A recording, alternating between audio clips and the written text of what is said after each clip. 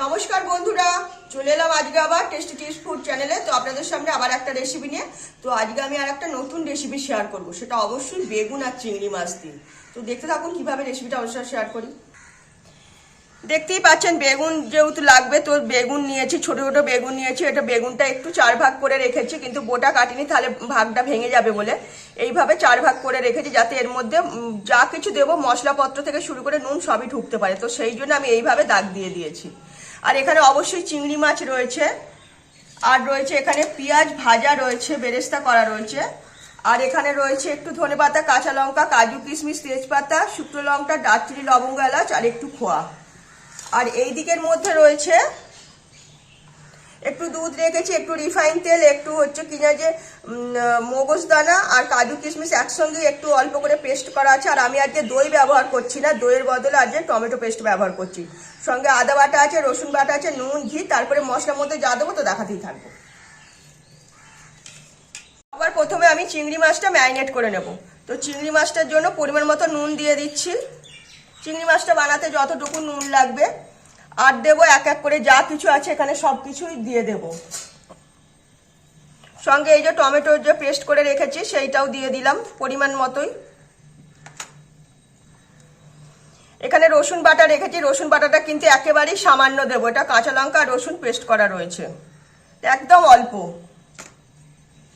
পরিমাণ মতো আদা বাটা দিচ্ছি।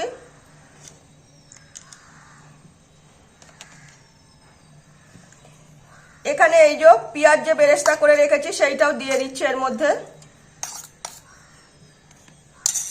পরিমাণ মতো চিনি দেব। আর এবার মশলার মধ্যে যা দেব, অল্প একটু লঙ্কার গুঁড়ো দিচ্ছি, অল্প একটু জিরের গুঁড়ো আর অল্প একটু ধনের গুঁড়ো। সঙ্গে দেব হলুদের গুঁড়ো আর দেব অল্প করে গোলমরিচের গুঁড়ো। তো গোলমরিচের গুঁড়ো দিলে এই চিংড়ির টেস্টটা বেশি ভালো লাগবে। এই সব কিছু দেওয়া হয়ে গেছে। এবার দেবো পরিমাণ মতো রিফাইন তেল। আপনারা পারলে এটা সর্ষে তেলেও করতে পারেন, তাতে কোনো অসুবিধা নেই। তো এইটাই আমি এবার যা দিয়েছি। আর দেবো অল্প করে একটু ভাজা মশলা। ভাজা মশলার মধ্যে আছে জিরে, ধনে, শুকনো লঙ্কা আর গোলমরিচ দিয়ে দিলাম। সঙ্গে দেবো একটু গরম মশলা, একদম অল্প। এই সব কিছু দেওয়া হয়ে গেছে। এইটাই এবার আমি ভালো করে মেখে নেব। এখানে যা রয়েছে সেগুলো কিন্তু আমি পরে দেবো। এর মধ্যে খালি অল্প করে একটু ধনেপাতা দিয়ে দিচ্ছি, আর এই কাঁচা লঙ্কাটা দিয়ে দিচ্ছি, আর এই তেজপাতা আর শুকনো লঙ্কাটা ছেড়ে দিলাম, দারচিনি, লবঙ্গ, এলাচটাও ছেড়ে দিচ্ছি এর মধ্যে। তারপরে যা আছে পরে দেব। তো এইটাই আমি প্রথমে ভালো করে চিংড়ি মাছটার সঙ্গে সব কিছু দিয়ে মেখে নেব। এখানে চিংড়ি মাছটা সব কিছু দিয়ে ম্যারিনেট করে রেখে দিলাম। এবার এদিকে কড়াইতে তেল দিয়ে দিয়েছি। কড়াইতে তেল দিয়ে দিয়েছি। সবার ফার্স্ট এই যে বেগুনগুলো আগে ভেজে নেব।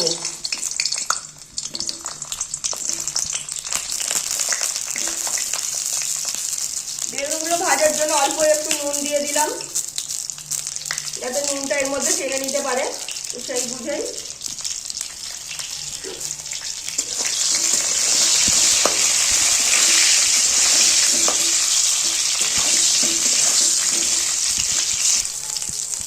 তো বেগুনগুলো আমি মোটামুটি ভাবে ভেজে নিয়েছি। দেখতেই পাচ্ছেন বেগুনগুলো ভাজা হতে কতটা দাগগুলো এবার বোঝা যাচ্ছে। এই বেগুনগুলি আমি কড়াই থেকে এবার তুলে নিলাম। তো বেগুন ভেজে তুলে নিয়েছি, ওইতে একটু তেল দিয়েছি। এবার এর মধ্যে অল্প করে একটু ঘি দিয়ে দিলাম। রিফাইন তেল আর ঘি মিশে গেছে। এবার এর মধ্যে এই যে ম্যারিনেট করা যে চিংড়ি মাছটা সেটা আমি ছেড়ে দেব। আজ কিন্তু বেশি জোরে থাকবে না, হালকা আঁচেই বানাবো।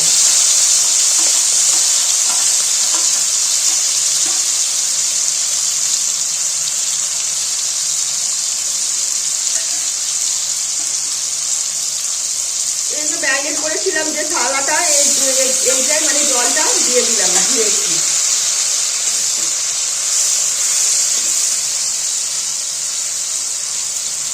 এবার এর মধ্যে আমি একটু কালারের জন্য অল্প একটু কাশ্মীরি লঙ্কার গুঁড়ো দিচ্ছি।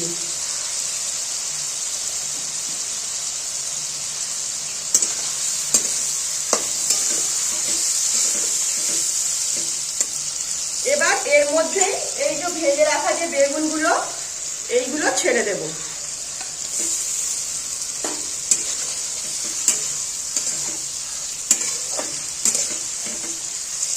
বেগুনও সেদ্ধ হয়ে যাবে। বেগুনের মধ্যে এই যে চিংড়ির গন্ধ, মশলা যা দেওয়া রয়েছে তার সব গন্ধটা পুরো বেগুনের ভেতরে মানে চলে যাবে। তো সেই বুঝেই তৈরি করে নেব।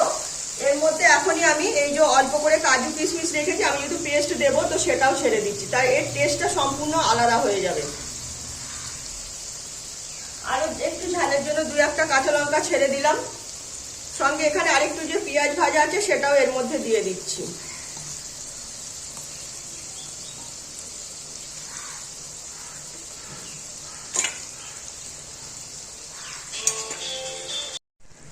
তো দেখতেই পাচ্ছেন এর মধ্যে যা কিছু বেগুন দিয়ে সবকিছু দেওয়া হয়ে গেছে। এবার এখন এই যে কাজু কিশমিশ আর হচ্ছে মগজদানার যে পেস্টটা করে রেখেছি সেইটা এর মধ্যে দেব।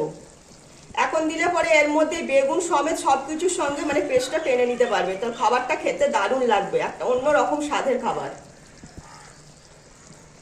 পরিমাণ মতো দিয়ে দিয়েছি। আর দেবো যাতে অনেকক্ষণ তো ফুটতে লাগবে, তো বেগুনটা সেদ্ধ হতে লাগবে, অল্প একটু দুধও দিয়ে দিলাম সঙ্গে। জল না ব্যবহার করে একটু দুধ দিয়ে দিলাম। তো আপনারা জল ব্যবহার করতেই পারেন, তাতে কোনো অসুবিধা নেই। সবকিছু আমার দেওয়া হয়ে গেছে। সঙ্গে দেবো অল্প একটু খোয়া। এটাও মানে আপনারা না দিলেও না দিতে পারেন। তো আমি আমার মতো করে সবকিছু দিয়ে দেখিয়ে দিলাম।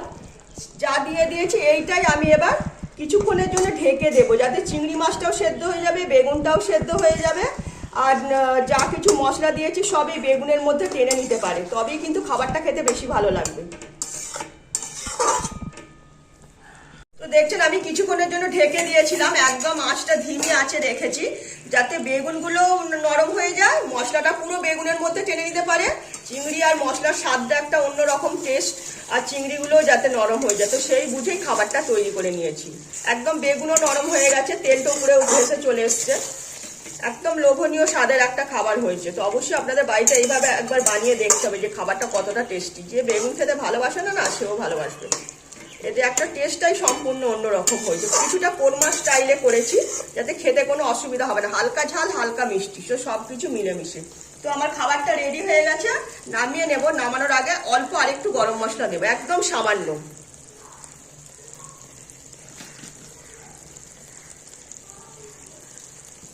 অল্প একটু ধনেপাতা এর মধ্যে দিয়ে দিলাম, দেখতে ভালো লাগবে, খেতেও ভালো লাগবে। যেহেতু চিংড়ি মাছটা আছে তো তার জন্য দিলাম, নইলে করে ধনেপাতা না দিলেও চলে যাবে, তাতেও কোনো অসুবিধা নেই। তো দেখতে পাচ্ছেন আমার খাবারটা পুরো রেডি হয়ে গেছে, আমি এবার নামিয়ে নেব।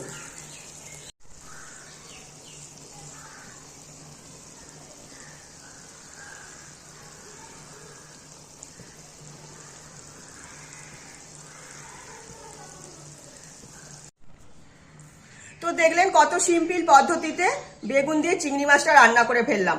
এর স্বাদ কিন্তু সম্পূর্ণ আলাদা। এর আগে আমার মানে চ্যানেলে দেওয়া রয়েছে মশলা বেগুন, তো সেটা আলাদা টেস্ট, সেটা শুধুই বেগুন দিয়ে মশলা দিয়েছিল, আর এটা হচ্ছে চিংড়ি মাছ দিয়ে বেগুন দিয়ে, তো এর টেস্ট সম্পূর্ণ আলাদা। কিছুটা মানে কোরমা স্টাইলে দিয়েছি, চিকেন কোরমা মাটন কোরমা যেমন হয় না, এটা চিংড়ি বেগুন দিয়ে কোরমা স্টাইলে করেছি।